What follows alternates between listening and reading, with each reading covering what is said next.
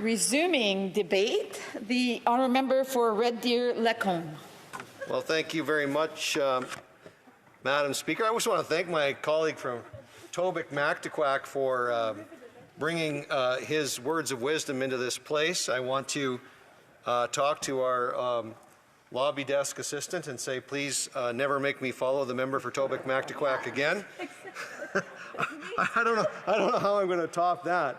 Every time I go to midnight mass now, I'll be thinking about the speech that he just gave. And to all the pastors out there that don't have a sermon for your midnight mass, I would suggest you just take the clipping that'll be provided by the House of Commons, provide it for your congregation, and you will be more enlightened than you were before you came. So, you know, Madam Speaker, while I'm on my feet, I do want to say, because so, Mr. Speaker, there was you guys changed while I was walking around here. I do want to wish a very Merry Christmas to all of my constituents back in Central Alberta of Red Deer Lacombe. I know they're awaiting my Christmas card and the calendar that often comes. I promise you that those things will somehow, in some way, someday, get there. And in the meantime, I'll continue to communicate with you the best way that I can. But, Mr. Speaker, on to the point at hand, which is the continuation of the debate on the government's mishandling of the Green Slush Fund for Sustainable Development Technology Canada, another institution that has now been basically tarnished, as a matter of fact, disbanded. Another victim of the absolutely abysmal leadership. Never in my time here, Mr. Speaker, has one person, the Prime Minister, been such a collection of bad ideas, bad judgment, and bad leadership. And never has Canada, I think, had such a pall cast over it, and never has the citizenship been this frustrated, Mr. Speaker. So I now rise a third time to address this chamber in this matter relating to the Green Slush Fund. So why? Because this government has refused and continues to refuse to turn over documents relating to the corruption at SDTC as ordered by the House on June 10th of 2024.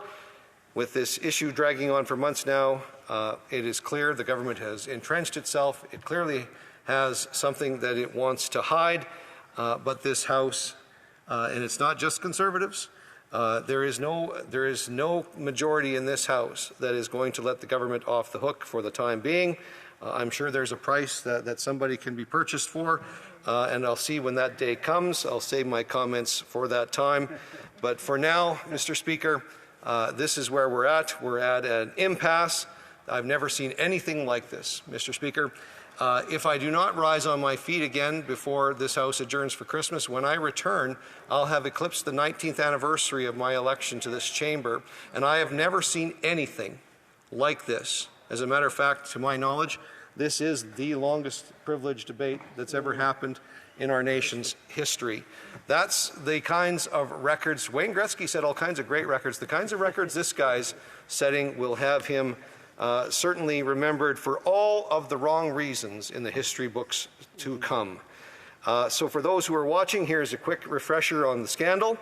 SDTC, Sustainable Development Technology Canada, was an organization that gave taxpayer-funded grants to companies with solutions to improve Canada's environmental record. And as I mentioned in a question that I had earlier, this is something that there was general consensus about. SDTC was started up, I believe, in the early 2000s by the then Liberal government, Jean Chrétien and his government. This program survived a Conservative government. Despite all of the accusations, which are baseless, that somehow Conservatives don't care about the environment, which is simply not true at all. We're just realistic and practical about the environment, which is what differentiates us from everybody else. But we saw the value in Sustainable Development Technology Canada, that program, that operation maintained all through the tenure of Prime Minister Stephen Harper. And it wasn't until the current Prime Minister and the people that he chooses to appoint to oversee these things, because it is his decision. He decides who's in cabinet. He decides who is going to lead in those portfolios. He is the one that is judging their character and their virtues and their competencies. And he is the one that is ultimately responsible for this fiasco. So the Auditor General found that SDTC doled out nearly $400 million of a $500 million program worth of contracts that went in some way, shape, form, or another to the benefit of the very board members that the minister, under the watch of this Prime Minister, appointed to the board of SDTC. Board members that were clearly Liberal appointments. While awarding these contracts, they were found to have breached the ethics rules around contracts not once, not twice, not 10 times, not 50 times, not 100 times, not 150 times, 186 times. In addition, they funded 10 illegitimate products to the tune of $58 million.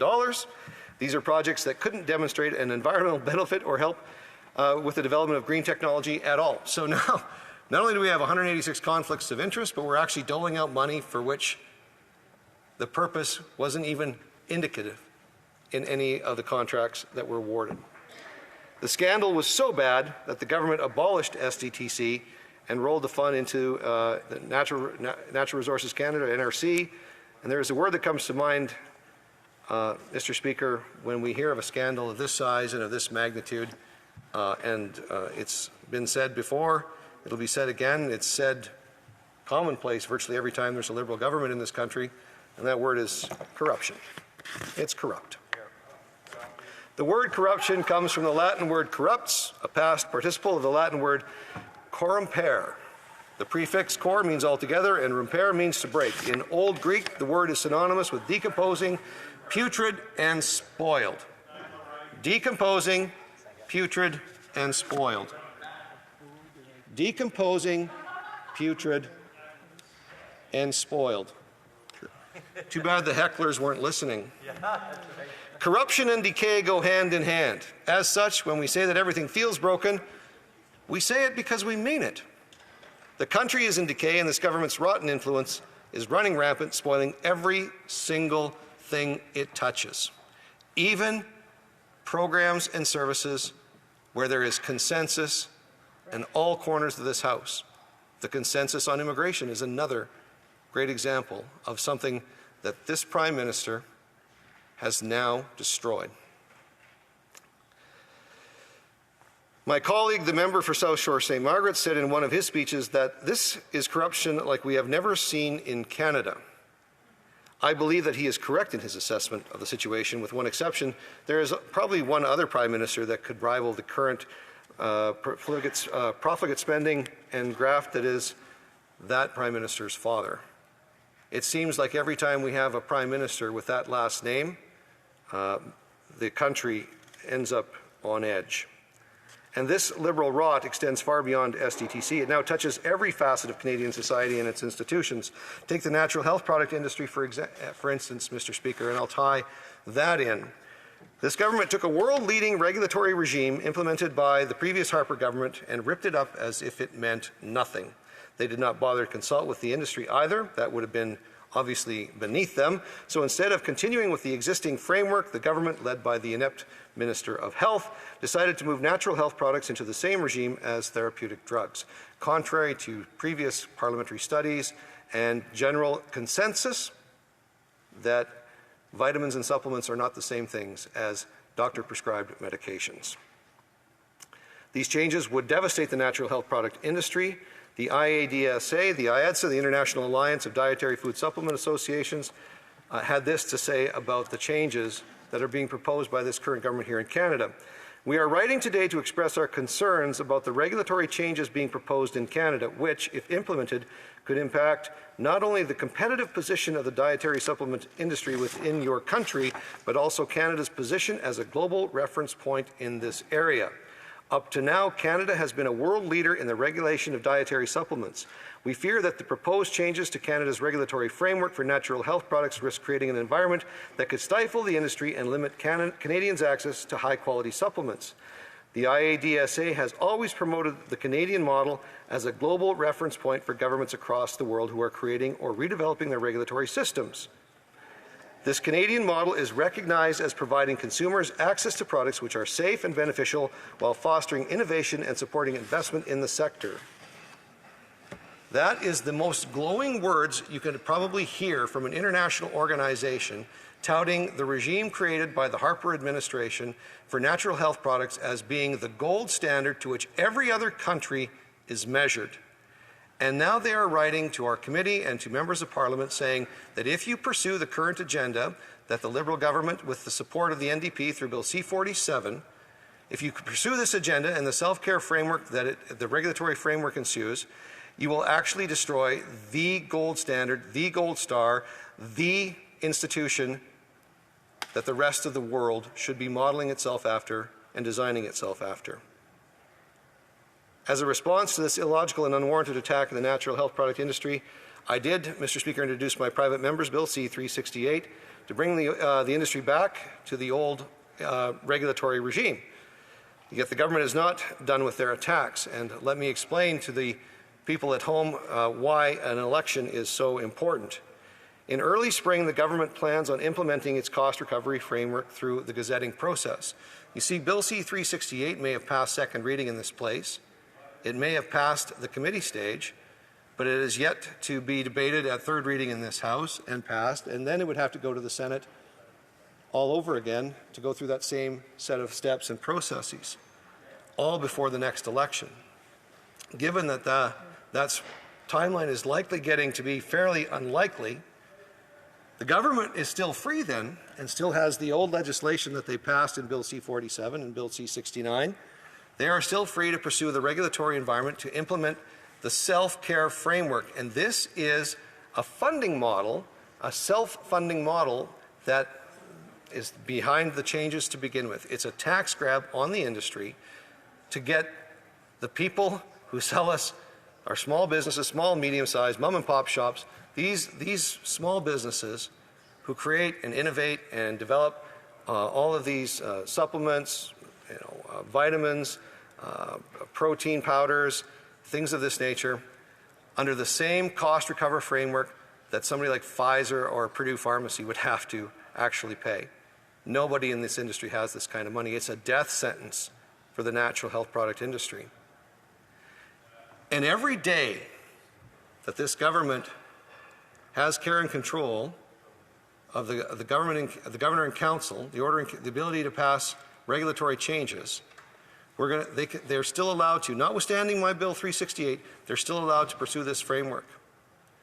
And the Minister of Health has said very clearly that he is hell-bent on destroying this institution as well.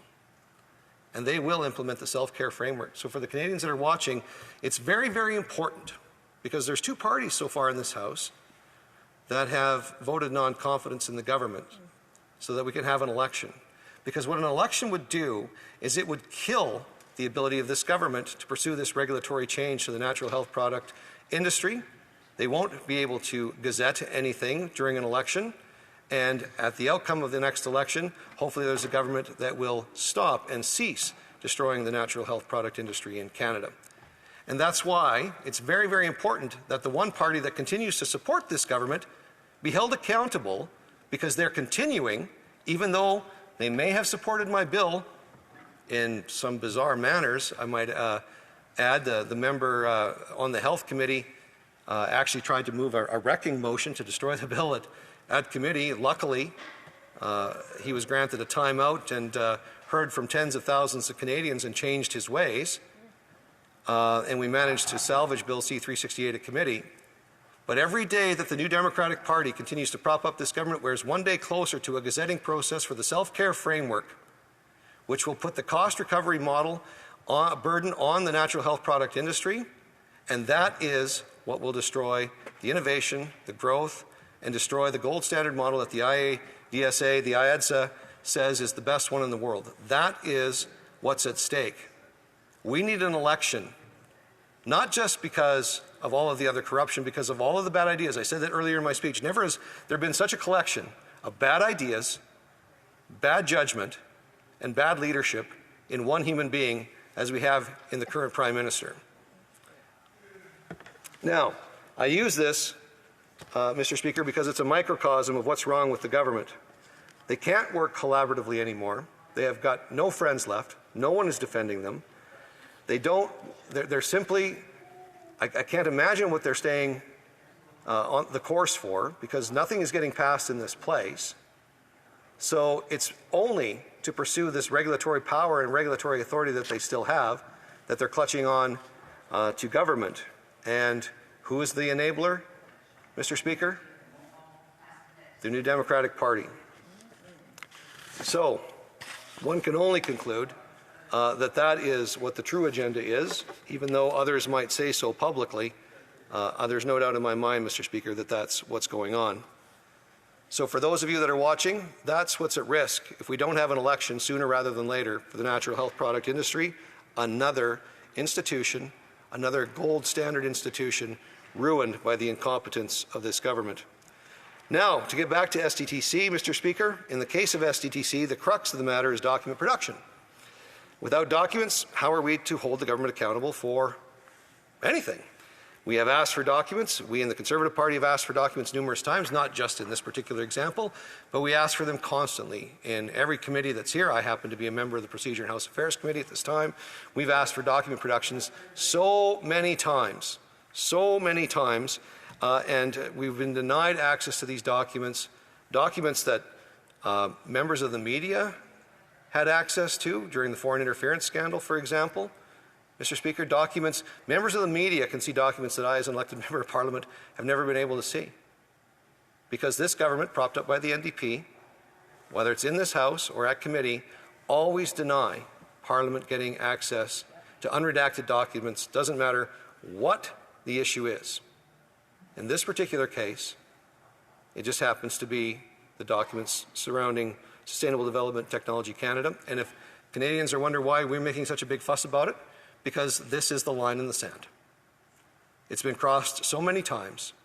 It was even crossed in the previous Parliament to the point where an election was called to prevent documents for the Winnipeg labs being tabled in this place. Absolutely. We had someone summoned to the bar, which I don't think had happened for 113 years, who refused to actually bring the documents when he was here, was admonished by the Speaker of this place.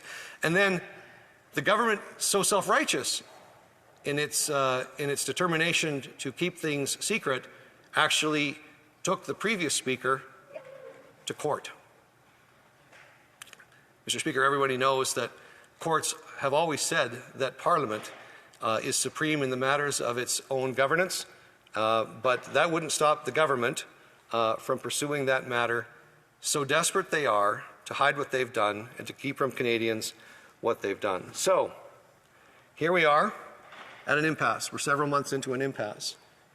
There's only one political party in this place that doesn't want to turn over the documents. They're the government. All the other parties to date are allowing this debate to continue until the government does what it's supposed to do, and the Speaker has asked them to do so. The House, and this is what the Speaker has said, Mr. Speaker, the House has the undoubted right to order the production of any and all documents from any entity or individual it deems necessary to carry out its duties.